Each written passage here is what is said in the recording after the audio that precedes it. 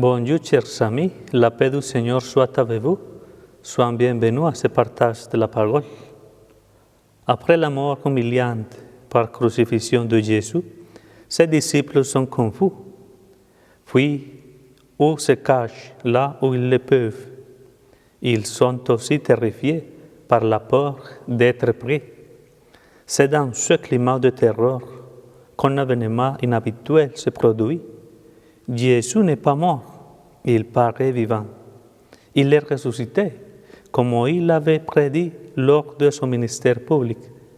Cette expérience personnelle et communautaire de la résurrection de Jésus par ses disciples sera ce qui déclenchera le processus religieux qui aboutira à la communauté chrétienne. Le Seigneur soit avec vous. Évangile de Jésus-Christ selon Saint Jean, chapitre 20, versets 19 à 31. C'est Jésus qui a vaincu la mort, c'est Jésus qui est assis à la droite des yeux de mon Père. Alléluia, Alléluia, Alléluia, Alléluia, Amen. C'était après la mort de Jésus, le soir venu, en ce premier jour de la semaine, alors que les apôtres du lieu où se trouvaient les disciples étaient verrouillés par crainte des Juifs, Jésus vint et il était là au milieu d'eux. Il leur dit, « La paix soit avec vous. » Après cette parole, il leur montra ses mains et son côté. Les disciples furent remplis de joie en voyant le Seigneur. Jésus leur dit de nouveau, « La paix soit avec vous. De même que le Père m'a envoyé, moi aussi je vous envoie. » Ayant ainsi parlé, il souffla sur eux et il leur dit, « Recevez l'Esprit Saint, à qui vous remettrez ces péchés, ils seront remis. À qui vous maintiendrez ces péchés, ils seront maintenus. » Or, l'un des 12, Thomas, appelé Didyme, c'est-à-dire jumeau, n'était pas avec eux quand Jésus était venu. Les autres disciples lui disaient, « Nous avons vu le Seigneur. » Mais il leur déclara, « Si je ne vois pas dans ses mains la marque de clou, si je ne mets pas mon doigt dans la marque de clou, si je ne mets pas la main dans son côté, non, je ne croirai pas. » 8 jours plus tard, les disciples se trouvaient de nouveau dans la maison et Thomas était avec eux. Jésus vient alors que les portes étaient verrouillées et il était là au milieu d'eux. Il dit, « La paix soit avec vous. » Puis il dit à Thomas, « Avance ton doigt ici et vois mes mains. Avance ta main et mets-la dans mon côté. Cesse d'être incrédule, sois croyant. » Alors Thomas lui dit, « Mon Seigneur et mon Dieu. » Jésus lui dit, « Parce que tu m'as vu, tu crois. Heureux ceux qui croient sans savoir vu. » Il y a encore beaucoup d'autres signes que Jésus fait en présence des disciples et qui ne sont pas écrits dans ce livre. Mais ceux-là ont été écrits pour que vous croyiez que Jésus est le Christ, le Fils de Dieu, et pour qu'en croyant, vous savez la vie en son nom. Acclamons la parole de Dieu. C'est Jésus qui a vaincu la mort, c'est Jésus qui est assis à la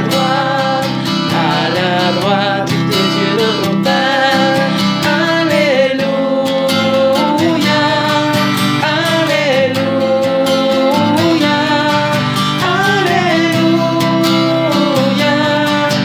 Alléluia, Amen. que croire fasse partie de l'expérience religieuse, sa composante essentielle est croire. Il n'est pas facile de définir ou de parler en termes acceptables pour notre langage commun et familier de la croyance. La plupart du temps, il nous arrive d'ailleurs que nous ne savons pas comment exprimer correctement lorsque nous parlons de notre expérience de foi, et pire encore, si en plus nous percevons dans ceux qui nous écoutent, dans les autres, l'indifférence, moquerie, hostilité. Je crois qu'il n'a jamais été facile de transmettre la foi vivante et que cette âme dominée par l'incrédulité généralisée et la sécularisation sont particulièrement difficiles pour les croyants qui veulent faire connaître Jésus, évangéliser ou transmettre leur foi. Croire au noyau fondamental de notre foi, à la résurrection, n'est pas une mince affaire. La fête de l'Évangile de Saint Jean est la preuve. L'Évangile finit par faire une confession de foi de la part de Thomas. Mon Seigneur et mon Dieu. Mais dans son contexte général où le doute, par contre raisonnable, de Thomas lui-même est un facteur inconfortable. Parler de la résurrection et plus encore en faire l'expérience même de manière religieuse est quelque chose qui sort de l'ordinaire, car ce dont nous avons la preuve complète, c'est la mort et qu'avec elle, toute la vie individuelle se termine. C'est la foi du croyant lui-même qui le fait avancer.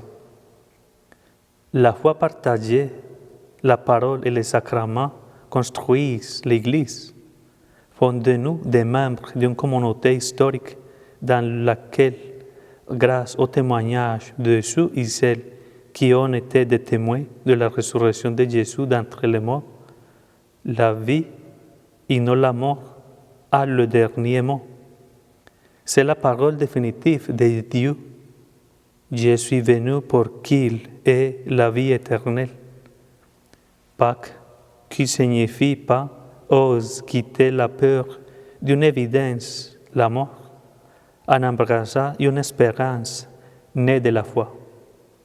La plénitude de la vie enracinée dans ce Dieu qui a partagé notre condition humaine, qui est mort pour nous et qui l'est ressuscité comme le premier fruit de notre propre résurrection.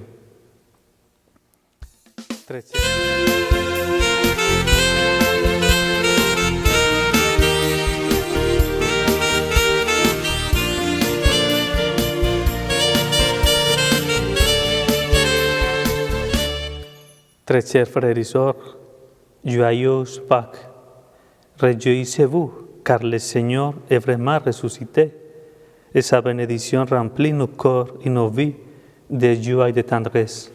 Au nom du Père, du Fils et du Saint-Esprit. Amen.